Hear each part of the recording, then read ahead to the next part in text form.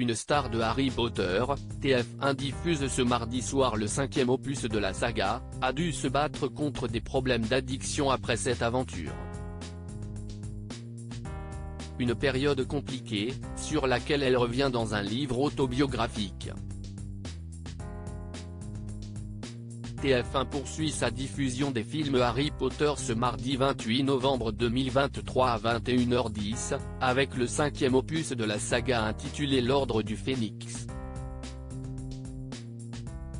L'occasion de s'intéresser non pas à l'acteur principal Daniel Radcliffe, mais à Tom Felton, l'interprète de Malfoy, le rival d'Harry Potter, qui a lui aussi dû se battre contre une addiction à l'alcool.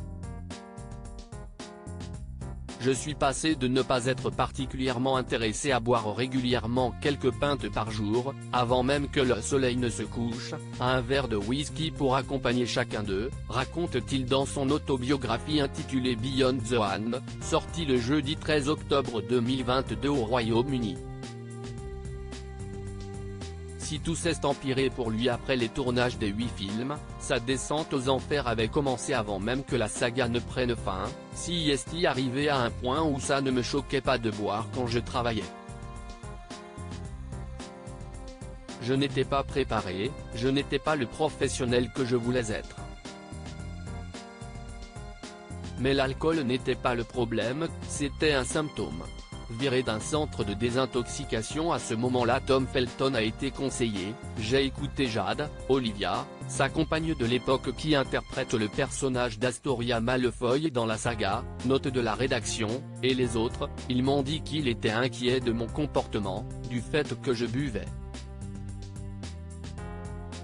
Je n'étais pas en état de les entendre, révèle-t-il dans cet ouvrage, avant d'expliquer s'être rendu dans un centre de désintoxication.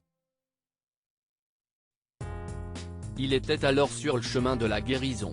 Mais il s'est enfui du premier centre seulement 24 heures après son arrivée et a ensuite été viré du deuxième après avoir été retrouvé dans la chambre d'une femme.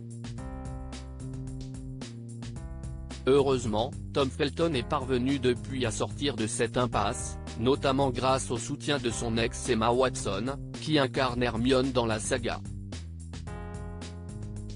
Aujourd'hui, il assume totalement cette période de sa vie, tout comme nous connaissons tous une mauvaise santé physique à un moment donné de notre vie, nous connaissons tous également une mauvaise santé mentale.